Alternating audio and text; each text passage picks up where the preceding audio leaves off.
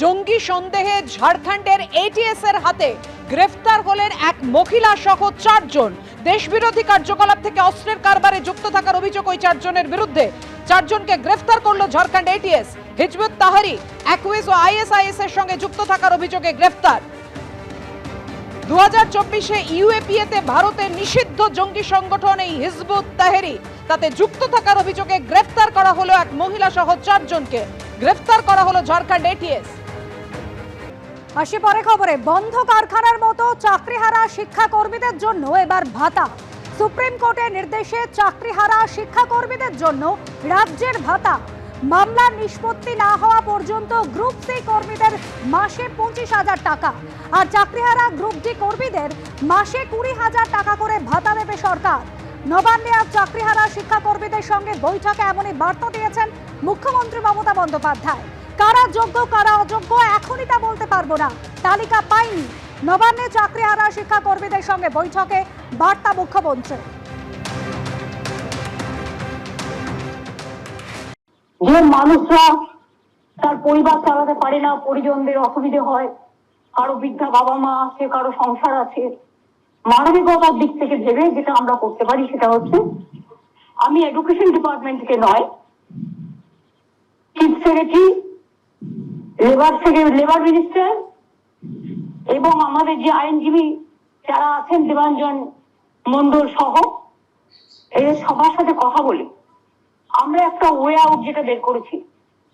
আমরা ডানলপের যে শ্রমিকদের কলকারখানা বন্ধ দীর্ঘদিন ধরে, তাদের কিন্তু আমরা 10,000 টাকা করে এক্সগ্রাসিয়া দিই আজকে দীর্ঘদিন ধরে।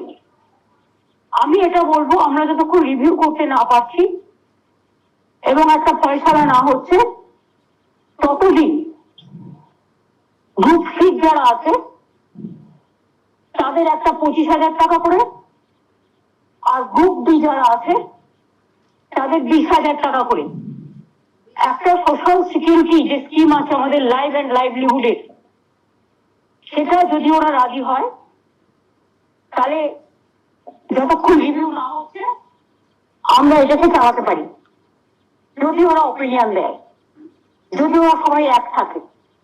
এর মধ্যে আমি কোনো ভাগাভাগি করছি না, এই কারণে যেহেতু কোর্টে কেস সাবজুডিস আছে, আমি কোর্টের ব্যাপারে কোনো কথা বলতে পারবো না, কারণ আমরা কোর্টের রায়টা মানবো। অর্থাৎ গ্রুপ সি গ্রুপ ডি কর্মীরা যারা চাকরি হারিয়েছেন তাদের জন্য মুখ্যমন্ত্রী মাসিক ভাতা দেওয়ার কথা ঘোষণা করেন। গ্রুপ সি কর্মীরা তারা পাবেন মাসে 25,000 টাকা এবং গ্রুপ ডি কর্মীরা মাসে পাবেন 20,000 টাকা। কি বলেছেন আইনজীবী বিকাশ রঞ্জন ভট্টাচার্য? রাখবো আপনাদের সামনে। দেখুন, মমতা নিজে এই আদেশটা আদায় করেছেন সুপ্রিম কোর্টের কাছ থেকে, যে আদেশে বলা হয়েছে গ্রুপ সি গ্রুপ ডি এবং যারা সরাসরিভাবে মমতার দুর্নীতির সঙ্গে যুক্ত তাদের চাকরি থাকছে না, তারা চাকরি করতে পারবেন না। শুধুমাত্র যারা সরাসরিভাবে দুর্নীতির সঙ্গে যুক্ত নন তারা 31শে ডিসেম্বর পর্যন্ত কাজ করবেন। এই রিভিউ আইনগত গ্রাহ্যতার কোনো দিক আছে বলে আমি মনে করি না, তবে সরকারের পয়সায় যে কেউ রিভিউ ফাইল করতে পারে, যা আসে না।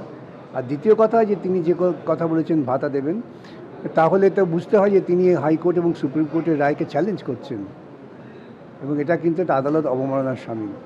আর যদি বলেন ভাতা আমি সরকারের পক্ষ থেকে দিচ্ছি, তাহলে যত জায়গায় যত কর্মী ছাঁটাই হচ্ছে সবাইকে ভাতা দিন, আমার কোনো আপত্তি নেই। পশ্চিমবঙ্গে তো প্রায়শই এরকম ছাঁটাই হচ্ছে। উনিও সরকারি কন্ট্রাকচুয়াল কর্মীদের ছাঁটাই করছেন, ডেইলি ওয়েজদের ছাঁটাই করছেন, তো তাদেরও ভাতা দিন, আপত্তি কী আছে? বেকার ভাতা চালু করে দিন, একসময় যেমন বামফ্রন্ট আমলে ছিল।